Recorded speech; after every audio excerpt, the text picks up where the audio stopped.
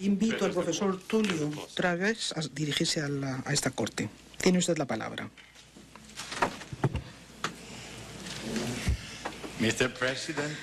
Señor presidente,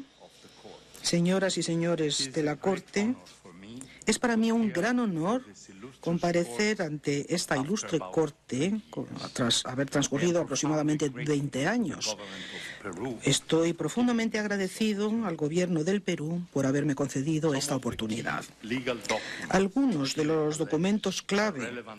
que Chile alega son pertinentes para la causa en curso tienen 60 años de vida, como la Declaración de Santiago, o incluso son más antiguos, como por ejemplo las proclamaciones del 1947 del Perú y de Chile respecto de las zonas marítimas de 200 millas marinas. Como explicarán mis colegas en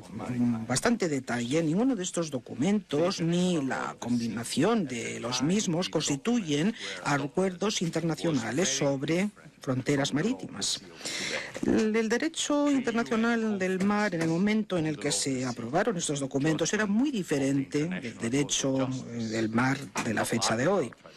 3 conferencias del derecho del mar de las Naciones Unidas, fallos de la Corte Internacional de Justicia y de tribunales de arbitraje, así como abundante práctica estatal y escritos académicos que han aparecido en los últimos 60 años, todavía no eran realidad. Con el fin de comprender estos documentos, es necesario retroceder en el tiempo y examinarlos dentro del marco del derecho y las políticas del mar tales como existían en el primer decenio después de la Segunda Guerra Mundial. Hacerlo es coherente con la doctrina del derecho intertemporal que a menudo se aduce en la práctica de la Corte. Por ejemplo, en el fallo sobre la plataforma continental del mar Egeo, el 19 de diciembre de 1978,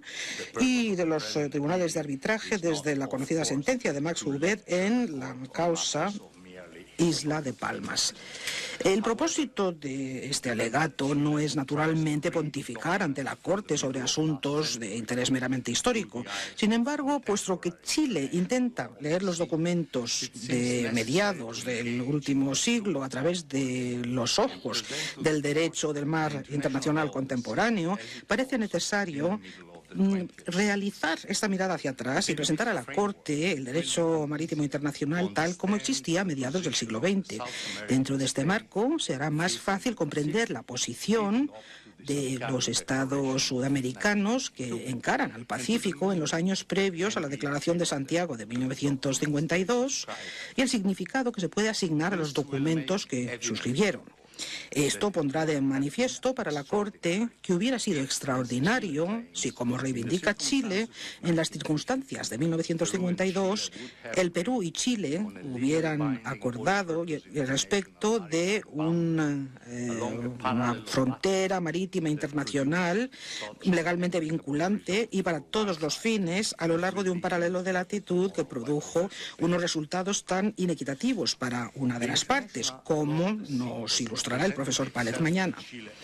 El derecho internacional del mar, tal como se presentó a Chile y al Perú en 1947, cuando adoptaron las reivindicaciones de 200 millas marítimas y cuando junto con el Ecuador firmaron la Declaración de Santiago en 1952, se puede denominar el derecho del mar tradicional. Era el derecho del mar tal como surgió en los esfuerzos inconcluyentes de codificación que se llevaron a cabo bajo la égida de la Liga de las Naciones y en la elaboración doctrinal basada en estos esfuerzos, en particular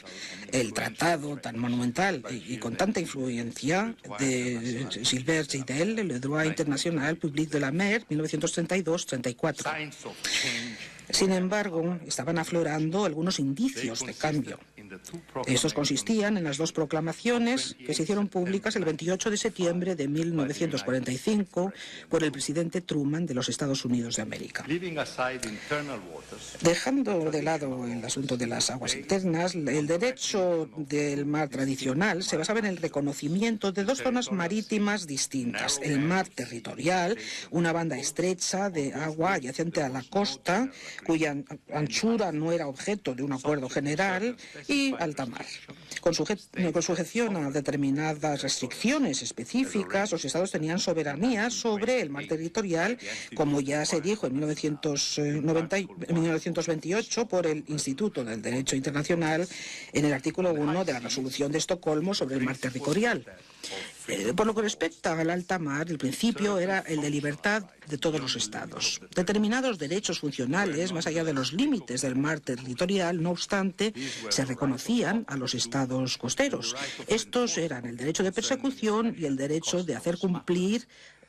especialmente asuntos aduaneros en una banda estrecha contigua al mar territorial, que posteriormente sería codificada en el Convenio de Ginebra sobre el mar territorial y la zona contigua de 1958. No obstante, no había duda alguna en el sentido de que las zonas sobre las cuales se podían ejercer estos derechos funcionales seguían siendo partes de alta mar.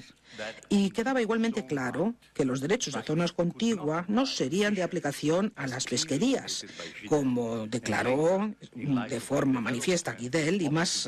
tarde, a la luz de las novedades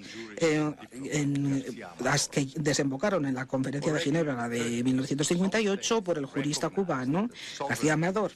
Ya en la década de los 1930, algunos estados reconocieron que la soberanía sobre el mar territorial no era suficiente para velar por la adecuada conservación de las pesquerías en las zonas adyacentes. No obstante, había cierta renuencia a la hora de encomendar el tema a las decisiones unilaterales del Estado costero. Desde el punto de vista de Guidel, resultarían medidas extremistas y arbitrarias. Las proclamaciones de Truman en 1945 marcaron un momento crucial. La proclamación de Truman sobre la plataforma continental es una reivindicación de que los recursos naturales del subsuelo y del lecho marino de la plataforma continental bajo la alta mar, pero contigua a las costas de Estados Unidos, pertenecen a los Estados Unidos con sujeción a su jurisdicción y a su control. Era una reivindicación de exclusividad que iba más allá de lo que hasta entonces había sido aceptado por el derecho internacional. La proclamación de Truman sobre las pesquerías costeras, por el contrario, si bien procuraba cumplir con la necesidad apremiante de conservación de las pesquerías y de los recursos correspondientes en las aguas de alta mar contiguas a las costas de los Estados Unidos, quedaba mucho más próxima a lo que era el derecho internacional tradicional. La reivindicación de exclusividad se limitaba a la reglamentación y el control y no se aplicaba a los recursos como tales. Ambas proclamaciones ponían de manifiesto el carácter en tanto que alta mar, respectivamente, de las aguas sobre la plataforma continental y las zonas en las que se establecen zonas de conservación, y declaraban que el derecho a navegación libre y sin obstáculos en las mismas de forma alguna se veía afectada. Visto desde América Latina, las dos proclamaciones se celebraron como inauguración o apertura de la ampliación del control de un Estado costero sobre la protección de los recursos del mar adyacente. Sin embargo, pronto se puso de manifiesto que los regímenes distintos, establecidos en esencia para los recursos minerales de la plataforma y para los recursos vivos de las aguas adyacentes a las costas, estaban desequilibrados y se habían adaptado a las necesidades de los Estados Unidos, país con una plataforma continental de considerable tamaño y con importantes actividades pesqueras a lo largo de las costas de otros estados, específicamente los latinoamericanos. Estos estados, los latinoamericanos, que gozaban de plataformas continentales, como es el caso de Argentina y México, siguieron inmediatamente a Estados Unidos proclamando los derechos soberanos correspondientes a sus plataformas. También proclamaron unos derechos similares respecto de las aguas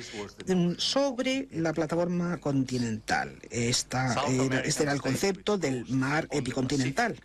Los estados sudamericanos con costas en el Pacífico no tenían plataformas continentales físicas ampliadas, ya que el lecho marino adyacente a sus costas descendía de forma abrupta a las llanuras abisales. Cuando las reivindicaciones respecto de la plataforma continental y sus recursos se generalizaron, esos estados sintieron la injusticia de la falta de oportunidad a la hora de explotar los recursos minerales que conllevaba su situación. Consideraron que tenían que ser compensados y que urgía preservar la riqueza biológica del mar adyacente a sus costas, de las actividades balleneras depredadoras y de las actividades pesqueras de la misma índole por parte de buques que se habían desplazado hacia el sur como consecuencia de la proclamación de Truman sobre las pesquerías costeras. Como ya lo explicó el conocido jurista peruano Alberto Ulloa, jefe de la delegación del Perú a la Conferencia de Santiago de 1952 y posteriormente jefe de la delegación del Perú en la Conferencia de Ginebra de 1958, las reivindicaciones de 200 millas del Perú, Chile y el Ecuador crearon una norma que era justa porque representaba compensación para aquellos países que no tienen una plataforma continental respecto de lo que reciben y explotan los estados que sí tienen tales plataformas. Los factores principales que activaron las proclamaciones de 1947 por parte de Chile y del Perú y la Declaración de Santiago de 1972 fueron la necesidad de reaccionar ante las actividades balleneras intensas extranjeras y el aumento en la pesca extranjera en las aguas adyacentes a sus costas, así como la falta de satisfacción con la Convención Ballenera Internacional de 1946, que firmaron pero decidieron no ratificar una vez que pudieron determinar que favorecía a las potencias balleneras de mayor tamaño en detrimento de sus propias industrias balleneras. Como Ulloa declaró en el debate general de la primera comisión de la Conferencia de Ginebra, la Declaración de Santiago era de índole defensiva y su único propósito era la conservación de los recursos vivos del mar. La terminología y los conceptos mismos que se utilizaron a la hora de escribir las reivindicaciones de 200 millas eran tentativos y variaban. No se pueden leer con el significado preciso que, tras dos ejercicios de codificación de gran magnitud, el derecho del mar les acorda en la actualidad. El término soberanía en las proclamaciones y en la Declaración de Santiago fueron leídos por los representantes de Chile y del Perú en la Conferencia de Ginebra como términos que solamente se referían al derecho a los recursos. Al hacerse referencia a este término, el representante chileno Gutiérrez Olivos señaló que la terminología utilizada en el derecho internacional no era uniforme. Esta falta de uniformidad se confirma en sus propios discursos. En el discurso que se acaba de citar hace referencia no solamente a los derechos soberanos para ciertos fines especificados, sino también hace referencia a la soberanía limitada respecto de una zona de 200 millas, mientras que en otro discurso se refiere a derechos soberanos a llevar a cabo la protección de los recursos vivos del sur del Pacífico. El representante del Perú y anterior